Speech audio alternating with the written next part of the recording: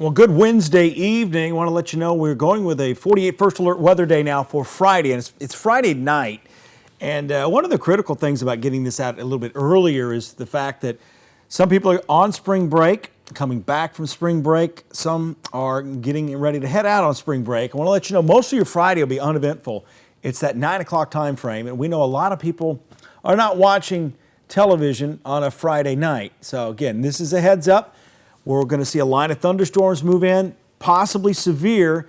We've seen this kind of set up before. Sometimes, of course, we get some widespread severe weather. Other times, it just turns into heavy rain after a brief moment of some severe weather. So let's get into this. Let me break it down. I'm going to have another video coming up here on YouTube, breaking it down even more. I'm going to nerd out and show you more behind-the-scenes data, and I'll post that a little bit later as well. So subscribe, like, and you'll get those notifications. I typically will let this post go on on the YouTube channel, and then post about an hour later or so on Facebook and other avenues. So here's tomorrow. No problems at all. Another reason why I want to kind of sound the alarm, so to speak, about stay weather alert Friday night is because many people will be oblivious to any threat of severe weather because it's going to be so nice tomorrow.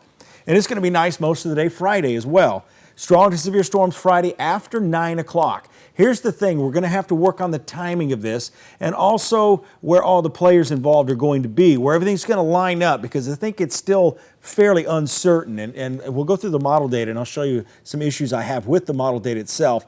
Damaging winds, heavy rain are expected. They usually happen when we get a storm system like this. We're going to have almost 48 hours of warming, and that begins tonight.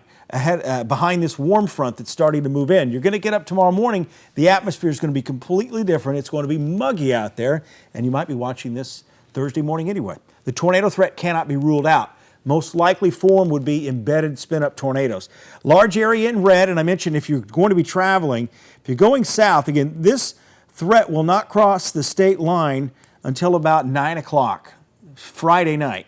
If you're headed out here towards Memphis, the Mississippi River, more like 4 o'clock as we go into the afternoon. Again, this is first alert weather day for Friday night. As we continue on here, this could last longer than 2 o'clock in the morning as well, by the way. Here's the breakdown. This is kind of our first initial assessment based on the best data we have right now, 9 p.m. to 12 a.m. And once again, the colors do just delineate the zones. They don't talk about severity, although the higher threat's probably going to be from Huntsville to the west, but we get surprised every now and then, especially over there in Sand Mountain. So 10 p.m. to 1 a.m., this will be a nighttime event. You may go without power, so just be prepared for that. Have a flashlight, have a no-weather radio, because you could get a couple of rounds of severe weather and some flooding.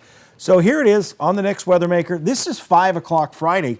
Beautiful. 83 in Tuscaloosa. Probably going to hit the low 80s up here in North Alabama too. Now as we continue on, notice how the model guidance tries to flare this area up here, and you're going to see this again. Other meteorologists, and maybe not meteorologists, maybe just out there on their own, are going to kind of flare this up as supercell threat. I'm a little hesitant on this, and because the data behind it doesn't quite support it.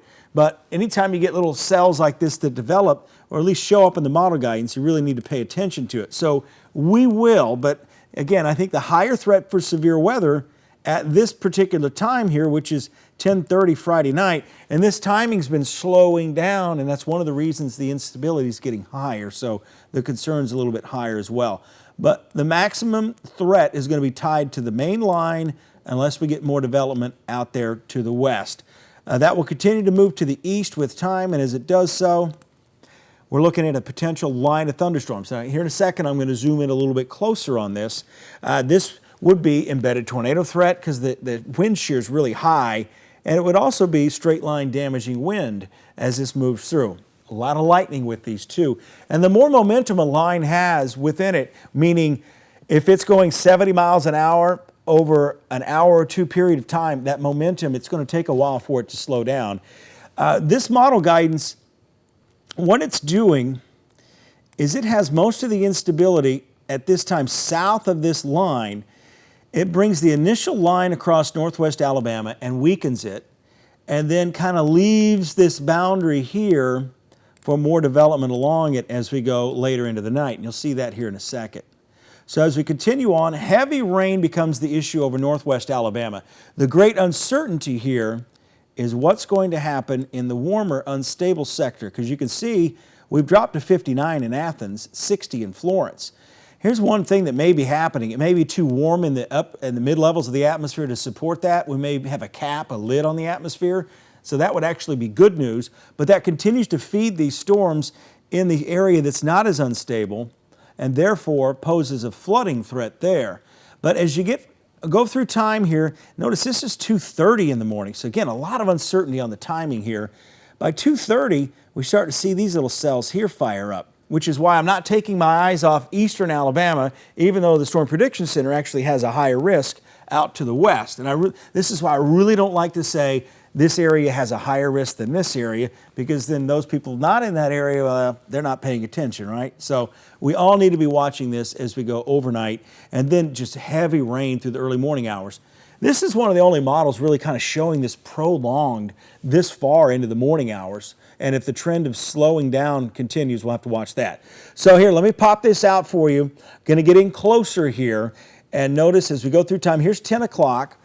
South wind increasing to 20, gusting over 30 miles per hour. And here comes that line. Notice that other little cell there. That's the one we've been talking about that probably won't show up in another model run. It's either going to trend towards nothing or there will be more of them showing up. So that's what I'm going to be watching for coming up later tonight. Notice the line of storms coming into Waterloo, quickly moving through Florence and Rogersville, Lexington and Anderson. That'll be 11:30 to midnight, maybe 1 o'clock in the morning. But notice how quickly it just becomes rain cooled. And one of the reasons this happens is because the winds are coming in out of the southwest in the upper levels, and they're pushing everything away from the unstable air to the south. So that may actually benefit some of us. As we continue on through 2 o'clock in the morning, rain-cooled air to the north, still more unstable air down here towards Coleman and Hartselle, Decatur, and Moulton. And notice how we have these little isolated cells. Same model data I just showed you, but it's closer in. So those saying, what about my town, right? This is for you. As we continue on past 3 o'clock in the morning, it starts to fade away. Northeast Alabama, 6:20, maybe you're out for dinner. No big problems here. Tornado watch may come out, but your threat will come later at night. 11:30, notice the area developing ahead towards Priceville, Madison, Harvest. This is really questionable. I'd say there's about a 20% chance of that actually happening. Notice what's left of that line. And the thing about model guidance, it pinpoints on these lines that develop, but it doesn't necessarily always identify where they're going to be. So this could be farther to the south in these areas here. So that's another thing we'll have to watch. Again, what we watch for right now is consistency in the model data. And notice the blow up here of these isolated cells in northeast Alabama, Summerville, Owens Crossroads, New Hope, Hampton Cove, Woodville, Paint Rock Valley. Those will all have to be watched closely. By 3 o'clock in the morning, everything up here in the heavier red in Harvest, Monrovia, Ardmore, Fayetteville, that's probably just heavy rain and occasional gusty winds. Notice how here's the other thing that's going on. This boundary doesn't quite completely fall apart and may lift north early in the morning. So we will have to watch that very, very closely. So this is a situation where the air may not totally get rain-cooled here across parts of Morgan County, Marshall County, and into DeKalb County. So we'll watch that closely. I want to give you a quick 10-day forecast. If you've stuck around this YouTube video this long, to let you know, Sunday is another day we're watching for stronger storms. This threat may be actually higher south towards Birmingham.